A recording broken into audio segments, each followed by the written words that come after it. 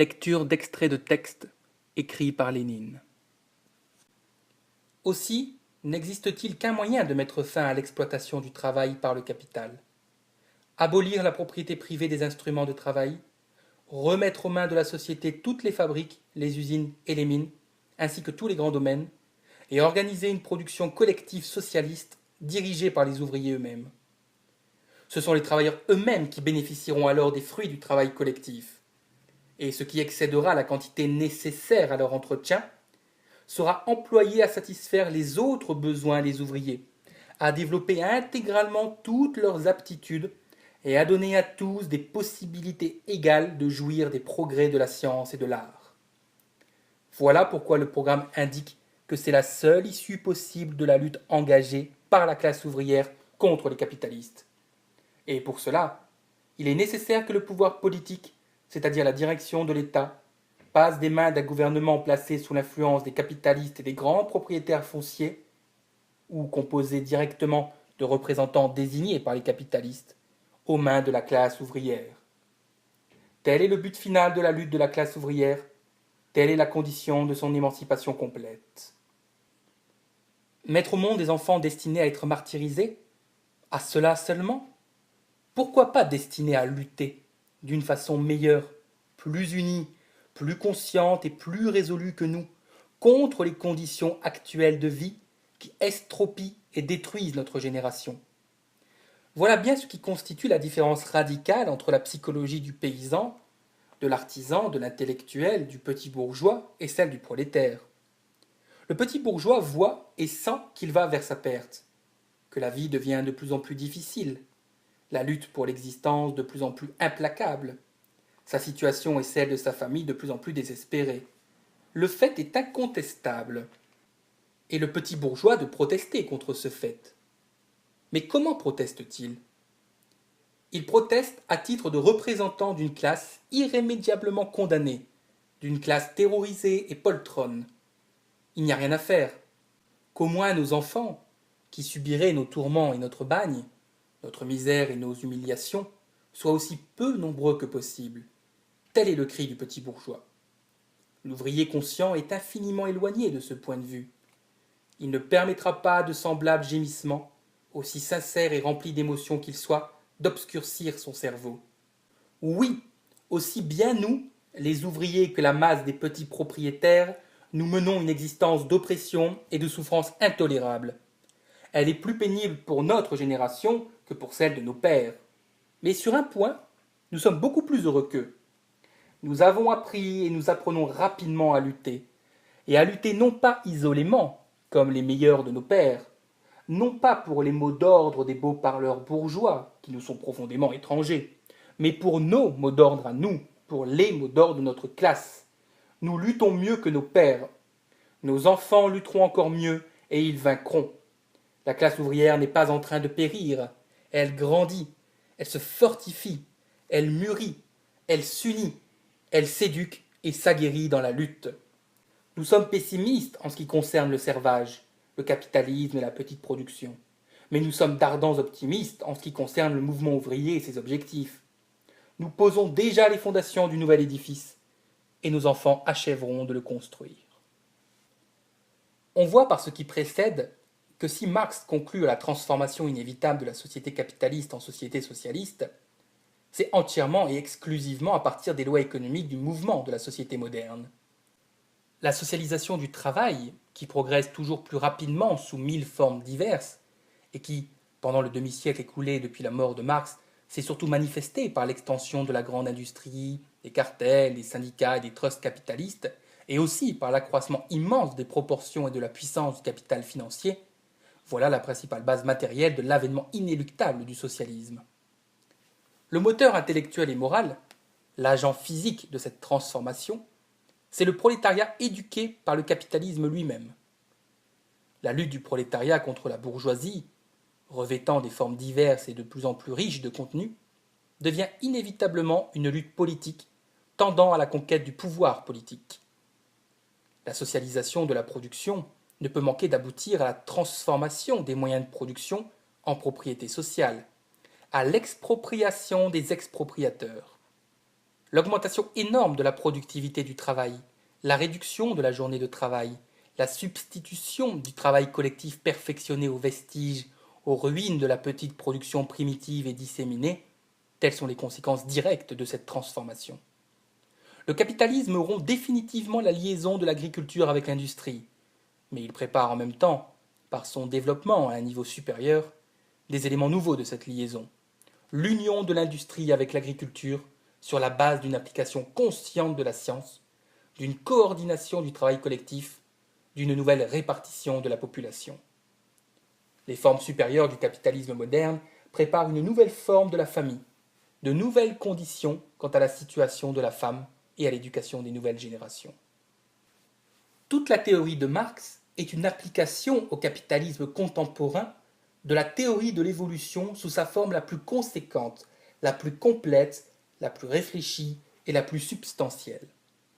On conçoit donc que Marx ait eu à envisager le problème de l'application de cette théorie à la faillite prochaine du capitalisme comme à l'évolution future du communisme futur. À partir de quelles données peut-on poser la question de l'évolution future du communisme futur? À partir du fait que le communisme procède du capitalisme, se développe historiquement à partir du capitalisme, résulte de l'action d'une force sociale engendrée par le capitalisme. On ne trouve pas chez Marx l'ombre d'une tentative d'inventer des utopies, d'échafauder de vaines conjectures sur ce que l'on ne peut pas savoir. Marx pose la question du communisme comme un naturaliste poserait par exemple celle de l'évolution d'une nouvelle variété biologique, une fois connue son origine et déterminer la direction où l'engagent ces modifications. C'est seulement dans la société communiste, lorsque la résistance des capitalistes est définitivement brisée, que les capitalistes ont disparu et qu'il n'y a plus de classe, c'est alors seulement que l'État cesse d'exister et qu'il devient possible de parler de liberté. Alors seulement deviendra possible et sera appliquée une démocratie vraiment complète, vraiment sans aucune exception. Alors seulement la démocratie commencera à s'éteindre, pour cette simple raison que, délivrés de l'esclavage capitaliste, des horreurs, des sauvageries, des absurdités, des ignominies sans nombre de l'exploitation capitaliste, les hommes s'habitueront graduellement à respecter les règles élémentaires de la vie en société connues depuis des siècles, rebattues durant des millénaires dans toutes les prescriptions morales, à les respecter sans violence, sans contrainte, sans soumission, sans cet appareil spécial de coercition qui a nom l'État. L'expression l'État s'éteint est très heureuse, car elle exprime à la fois la gradation du processus et sa spontanéité. Seule l'habitude peut produire un tel effet, et elle le produira certainement, car nous constatons mille et mille fois autour de nous avec quelle facilité les hommes s'habituent à observer les règles nécessaires à la vie en société quand il n'y a pas d'exploitation, quand il n'y a rien qui excite l'indignation, qui suscite la protestation et la révolte, qui nécessite la répression. Ainsi donc, en société capitaliste, nous n'avons qu'une démocratie tronquée, misérable, falsifiée, une démocratie uniquement pour les riches, pour la minorité. La dictature du prolétariat, période de transition au communisme, établira pour la première fois une démocratie pour le peuple, pour la majorité, parallèlement à la répression nécessaire d'une minorité d'exploiteurs. Seul le communisme est capable de réaliser une démocratie réellement complète. Et plus elle sera complète, plus vite elle deviendra superflue et s'éteindra d'elle-même. Mais la différence scientifique entre socialisme et communisme est claire. Ce qu'on appelle communément socialisme, Marx l'a appelé la première phase, ou phase inférieure de la société communiste. Dans la mesure où les moyens de production deviennent propriété commune, le mot communisme peut s'appliquer également ici, à condition de ne pas oublier que ce n'est pas le communisme intégral. Le grand mérite des explications de Marx est d'appliquer, là encore, de façon conséquente, la dialectique matérialiste, la théorie de l'évolution, et de considérer le communisme comme quelque chose qui se développe à partir du capitalisme. Au lieu de s'en tenir à des définitions imaginées, scolastiques et artificielles, à de stériles querelles de mots, Marx analyse ce qu'on pourrait appeler les degrés de la maturité économique du communisme. Dans sa première phase, à son premier degré, le communisme ne peut pas encore au point de vue économique, être complètement mûr, complètement affranchi des traditions ou des vestiges du capitalisme. De là, ce phénomène intéressant qu'est le maintien de l'horizon borné du droit bourgeois en régime communiste dans la première phase de celui-ci. Certes, le droit bourgeois, en ce qui concerne la répartition des objets de consommation, suppose nécessairement un État bourgeois, car le droit n'est rien sans un appareil capable de contraindre à l'observation de ces normes. Il s'ensuit qu'en régime communiste subsiste pendant un certain temps non seulement le droit bourgeois, mais aussi l'État bourgeois, sans bourgeoisie. Cela peut sembler un paradoxe ou simplement un jeu dialectique de l'esprit, ce que reprochent souvent au marxisme ceux qui n'ont jamais pris la peine d'en étudier, si peu que ce soit, la substance éminemment profonde. En réalité, la vie nous montre à chaque pas, dans la nature et dans la société, des vestiges du passé subsistant dans le présent. Et ce n'est point d'une façon arbitraire que Marx a inséré dans le communisme une parcelle du droit bourgeois. Il n'a fait que constater ce qui, économiquement et politiquement, est inévitable dans une société issue des flancs du capitalisme. Le passage du pouvoir politique au prolétariat, voilà l'essentiel. Dès lors, tout ce qu'il y a d'essentiel, de fondamental, de radical dans le programme des 242 mandats devient réalisable. La vie montrera avec quelles modifications il sera réalisé. C'est très secondaire. Nous ne sommes pas des doctrinaires. Notre doctrine n'est pas un dogme, mais un guide pour l'action. Nous ne prétendons pas que Marx ou les marxistes connaissent sous tous ses aspects concrets le chemin du socialisme. Ce serait absurde. Nous connaissons l'orientation de ce chemin. Nous savons quelles forces de classe y conduisent. Mais ce qu'il est concrètement, pratiquement, c'est l'expérience de millions d'hommes qui le montrera, quand ils se mettront à l'œuvre. Que veut donc le camarade Boukharine ? Définir la société socialiste sous sa forme développée, c'est-à-dire le communisme. Il y a chez lui des confusions. En ce moment, nous sommes absolument pour l'État. On ne peut rien imaginer d'autre que la réalisation du principe de chacun selon les capacités, à chacun selon ses besoins. Mais nous en sommes encore loin, et dire cela, c'est ne rien dire, sinon que le sol n'est pas encore ferme sous nos pieds. Nous y arriverons en fin de compte si nous arrivons au socialisme. Nous aurons suffisamment à faire pour réaliser ce que nous avons dit. Si nous y parvenions, ce serait pour nous un immense mérite historique. Nous ne pouvons pas donner une définition du socialisme. Ce que sera le socialisme quand il aura atteint ses formes achevées, nous ne le savons pas. Nous ne pouvons pas le dire. Dire que l'ère de la révolution sociale a commencé, que nous avons fait ceci et que nous voulons faire cela, ce sont des choses que nous savons et que nous dirons, et nous montrerons ainsi, en quelque sorte aux ouvriers d'Europe, que nous ne surestimons nullement nos forces. Voilà ce que nous avons commencé, et voilà ce que nous nous préparons à faire. Quant à dire de quoi aura l'air le socialisme achevé, nous ne le savons pas. Dans le domaine de la théorie, dans des ouvrages, des articles, des discours, des conférences sur ce thème, nous développerons l'idée que Kautsky combat mal les anarchistes. Mais nous ne pouvons mettre cela dans le programme, parce que nous n'avons pas encore des matériaux nous permettant de définir le socialisme. Les briques qui serviront à bâtir le socialisme ne sont pas encore faites. Nous ne pouvons rien dire de plus, et nous devons être aussi circonspects et précis que possible. C'est cela, et cela seulement, qui fera la force de persuasion de notre programme. Mais si nous affichons la moindre prétention au sujet de ce que nous ne pouvons pas donner, la force de notre programme en sera amoindrie. On le soupçonnera de n'être que fantaisie. Le programme définit ce que nous avons déjà entrepris et les pas suivants que nous entendons faire. Nous ne sommes pas en mesure de caractériser le socialisme, et il n'est pas juste de vouloir nous assigner cette tâche. L'histoire de l'humanité opère de nos jours un de ses plus grands et plus difficiles tournants, un de ces tournants d'une immense portée, que l'on peut qualifier sans la moindre exagération d'universellement libératrice. Le tournant actuel va de la guerre à la paix.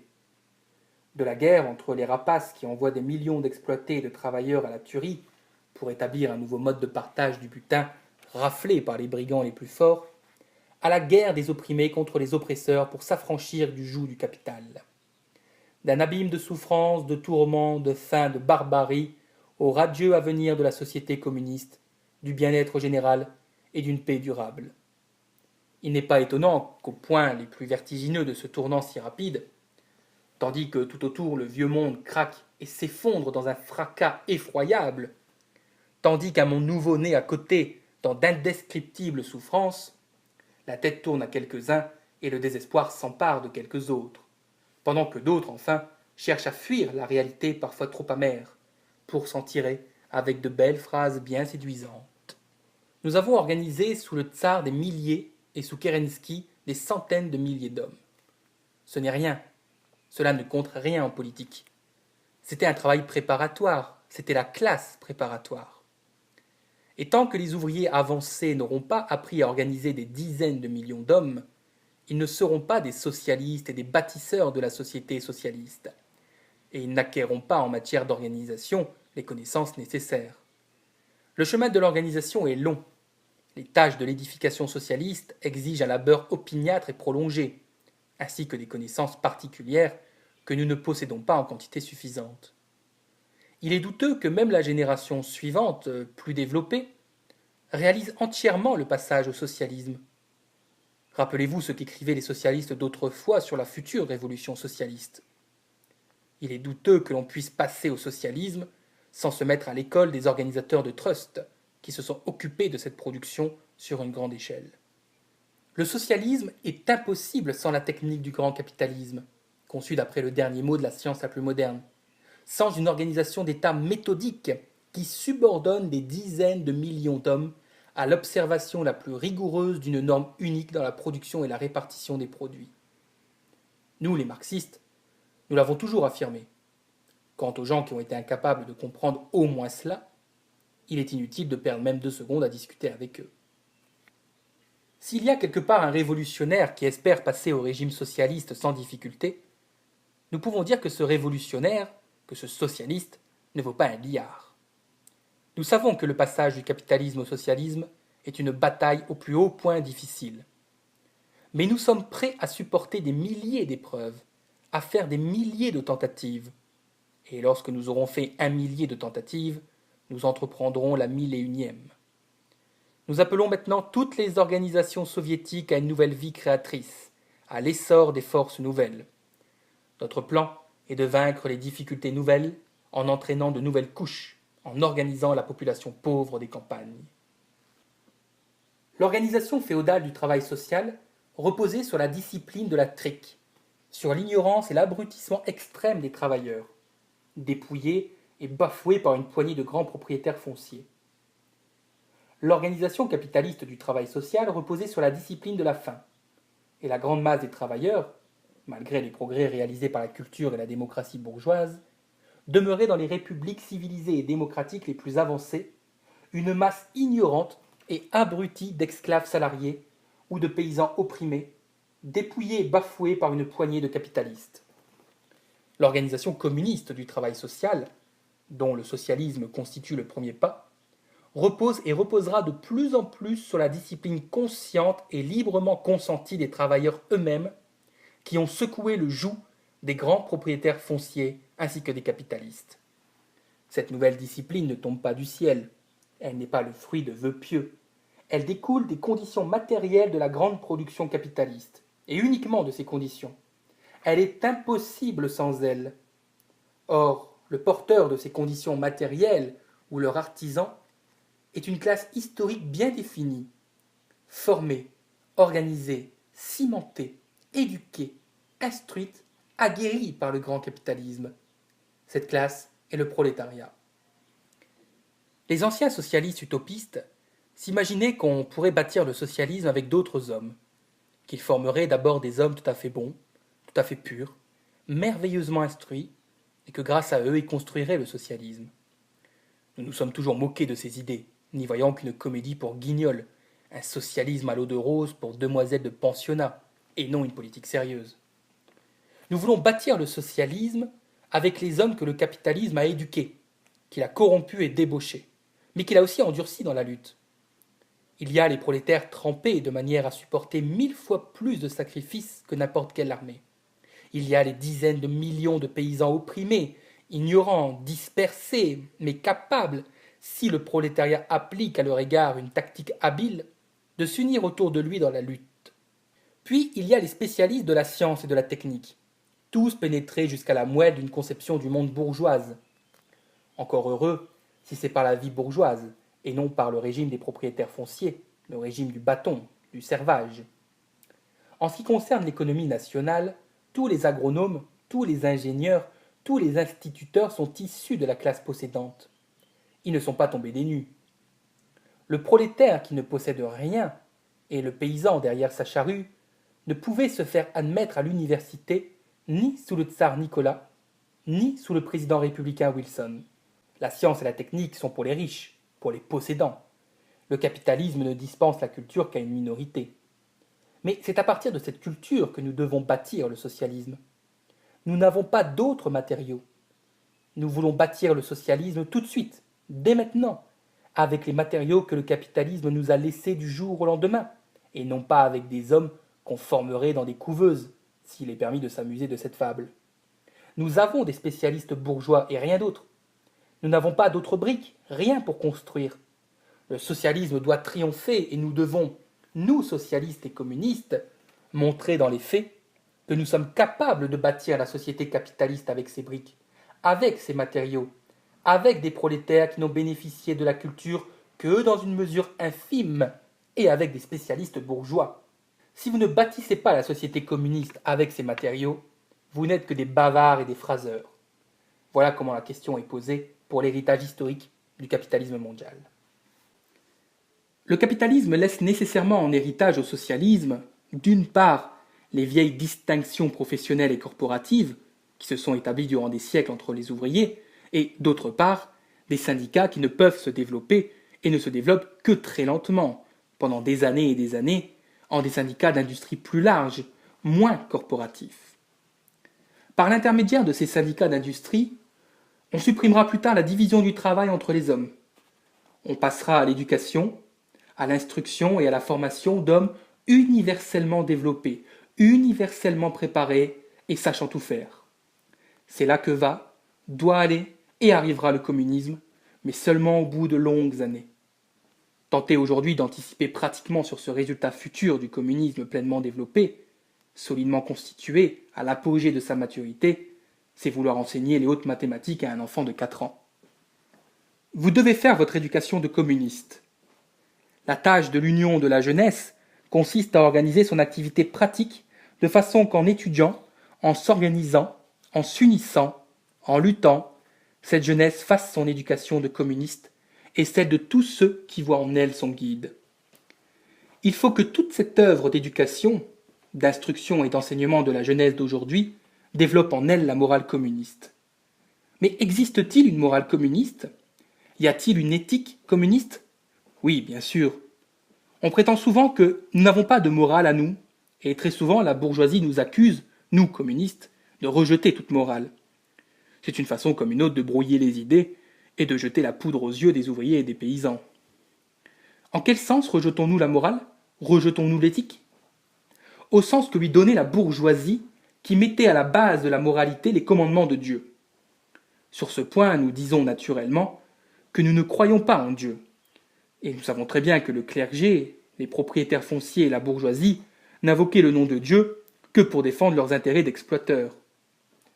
Ou bien, au lieu de prendre comme point de départ de la morale les commandements de l'éthique, les commandements de Dieu, ils partaient des phrases idéalistes ou semi-idéalistes, aboutissant toujours à quelque chose qui ressemblait fort à ces commandements de Dieu. Toute cette morale qui a pour point de départ des concepts extérieurs à l'humanité, extérieurs aux classes, nous la repoussons. Nous disons que ce ne sont que mensonges, duperies, bourrages de crâne des ouvriers et des paysans, dans le seul intérêt des propriétaires fonciers et des capitalistes. Nous disons que notre morale est entièrement subordonnée aux intérêts de la lutte de classe du prolétariat. Notre éthique a pour point de départ les intérêts de la lutte de classe du prolétariat. Nous nous appelons communistes. Qu'est-ce qu'un communiste? Communiste est un mot latin, communis, cela veut dire commun.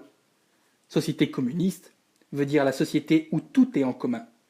La terre, les fabriques, le travail de tous. Voilà ce qu'est le communisme.